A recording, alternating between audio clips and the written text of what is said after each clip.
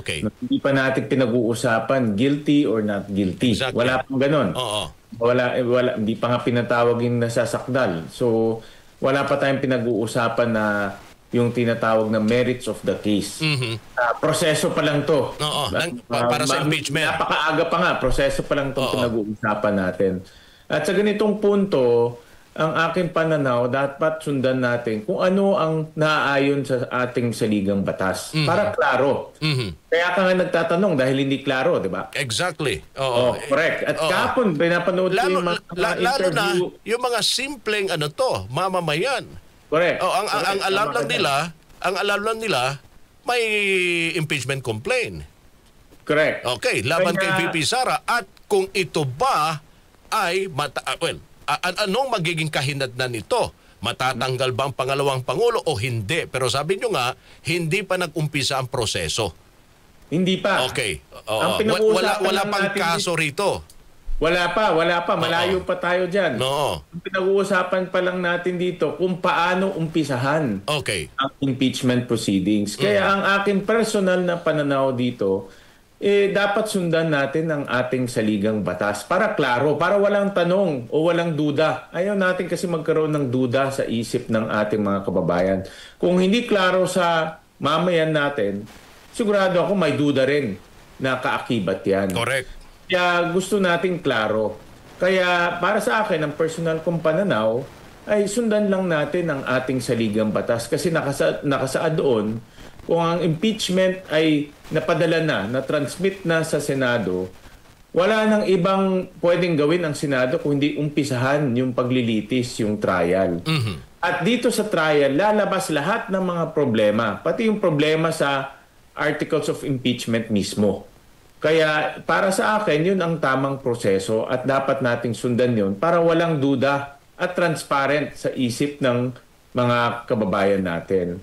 Pero yun na nga, nagkaroon ng botohan at iba yung kinalalabasan o iba yung naging kalalabasan ng botohan at kaya ngayon ay pinapasagot o humihingi ng certification sa lower house, sa House of Representatives, ng kung itong kasong ito ay tama at dumaan sa tamang proseso. At pangalawa, kung yung mga susunod na congressman sa 20th Congress ay tatanggapin pa itong kasong ito. So dalawang sertifikasyon ang hiningi ng Senado. Oo. Okay. Ang susunod na tanong ko kasi itong impeachment complaint, yung articles of impeachment, dinala dyan sa Senado nung mga nakalipas na araw pa. Okay? Bakit ngayon lang gumawa ng ganitong klaseng motion? Okay? Ganon ho ba talaga yung proseso? Kailangan after the oath take ng mga ng mga ng mga hurado diyan sa Senado, bago nila pwedeng tignan yung mga butas at gumawa ng motion or napakagandang tanong yan, Rod. Yun nga yung tanong mo, yun rin yung aking nasa isip Bumuto kami dahil nga kung titignan natin yung mga unang naging impeachment, impeachment ni former President Erap, impeachment ni former Chief Justice Corona, walang ganitong pangyayari.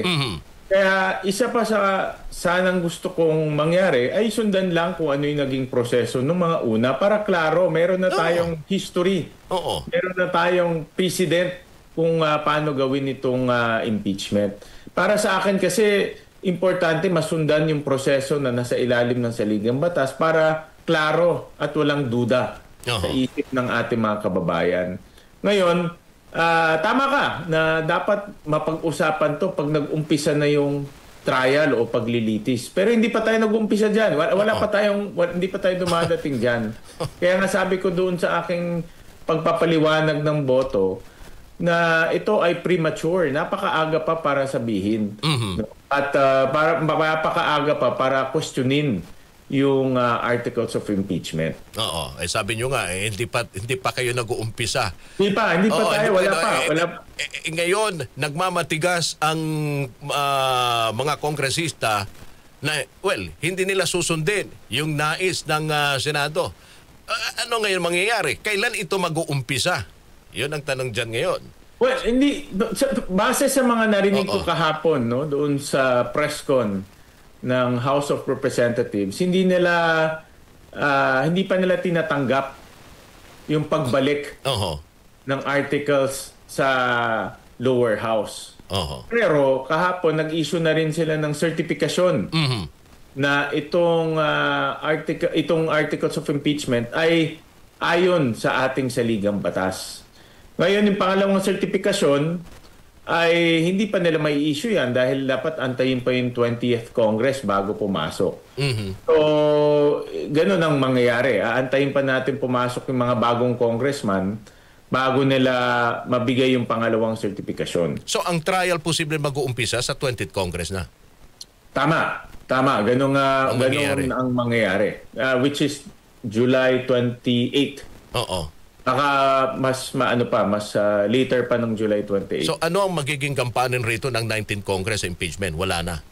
Well, ngayon, kahapon narinig ko ang aming Senate President na kinlear niya naman, no? Na ang proseso ng impeachment ay tumakbo na. So nagpadala na ng summons at nag-umpisa na yung ibang mga kasi maraming paperwork, no? Yung summons, yung reply, nag-umpisa na yon. Yan rin ay naaayon sa aming rules.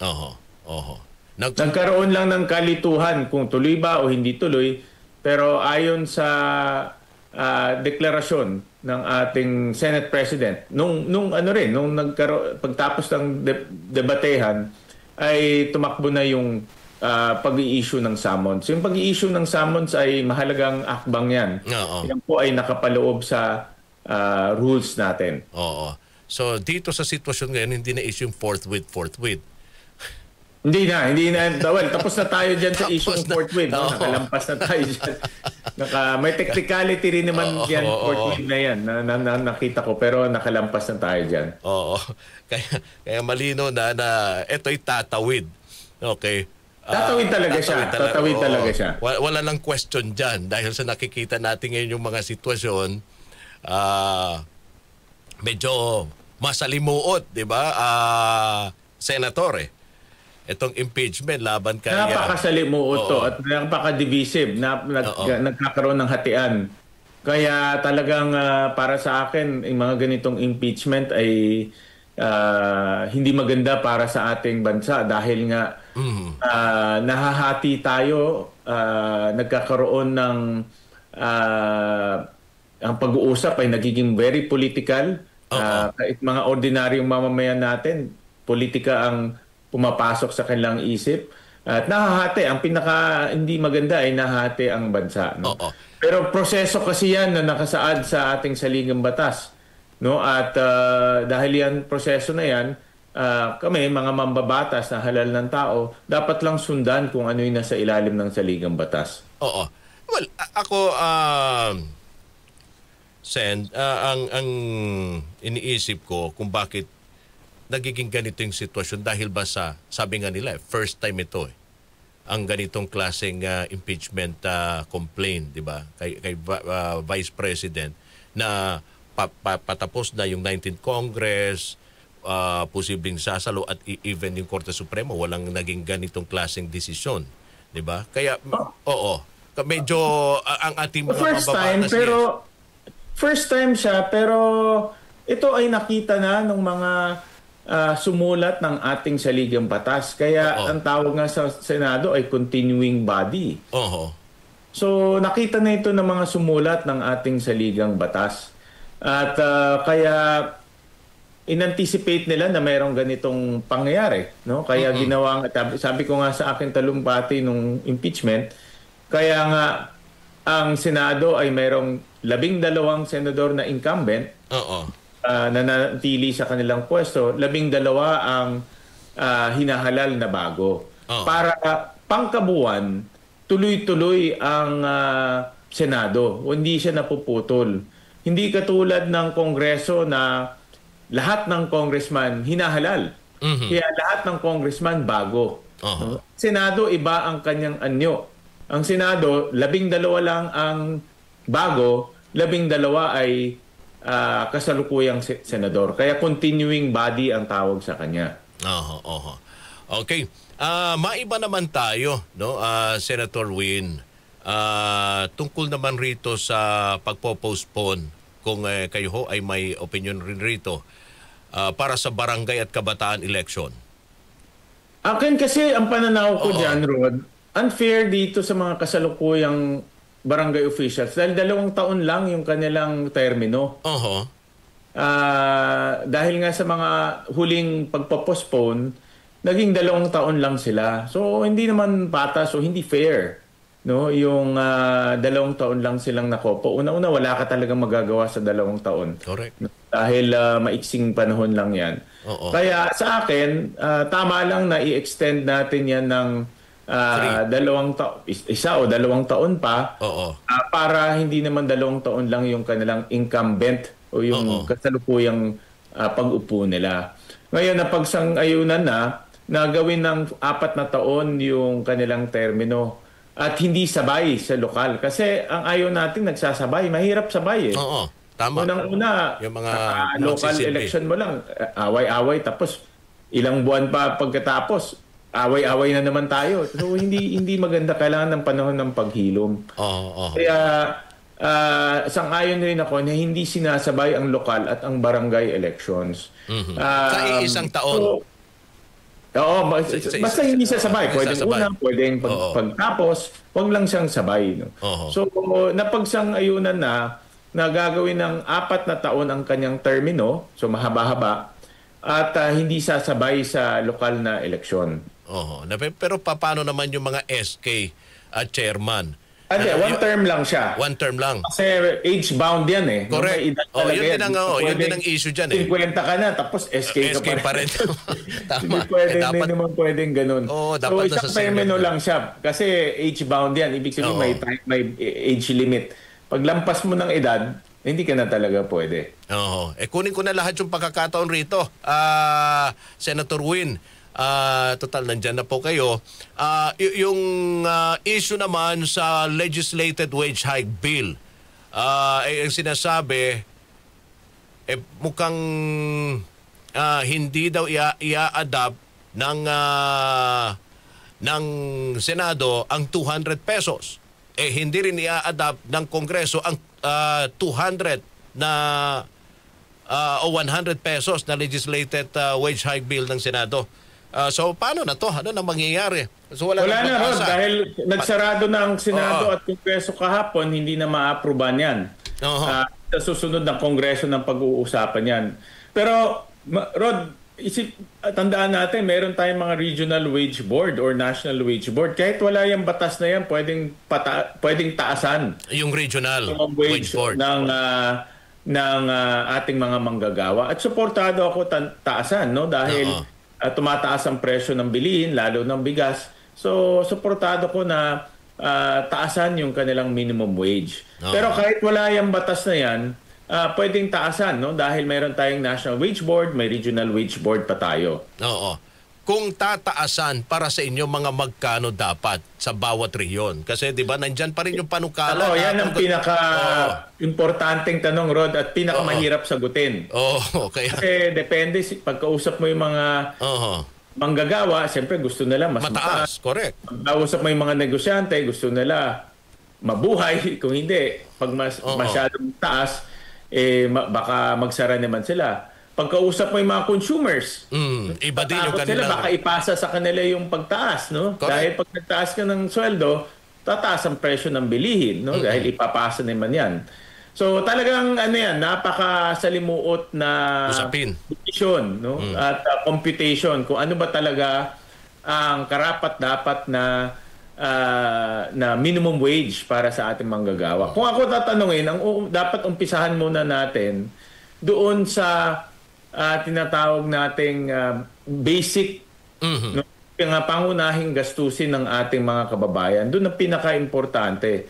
Kasi hindi natin pwedeng tipirin ng ating mga kababayan. Importante na sapat yung kanilang inuuwi para sa kanilang pamilya at mayroon pang natitira para sa kanilang pag-iimpok o savings. No? Mag-save. So dapat umpisahan natin doon. Hindi pwedeng bumaba doon dahil pag bumaba doon, hindi na makatarungan yan. Pag sinabi natin sapat, mga magkano dapat sana?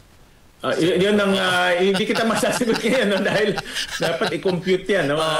Kasi iba-iba bawat region, iba-iba kasi yung... Iba-iba, tama ka dyan. Iba-iba. Bawat region, siyempre pagdating sa mga probinsya, mas mura no? Ang bilhin. Iba-iba talaga yan. So, binibigyan lang kita ng formula na mag-umpisa dapat sa basic, sa pangunahing pangangailangan ng ating mga kababayan. Huwag yung kita ng...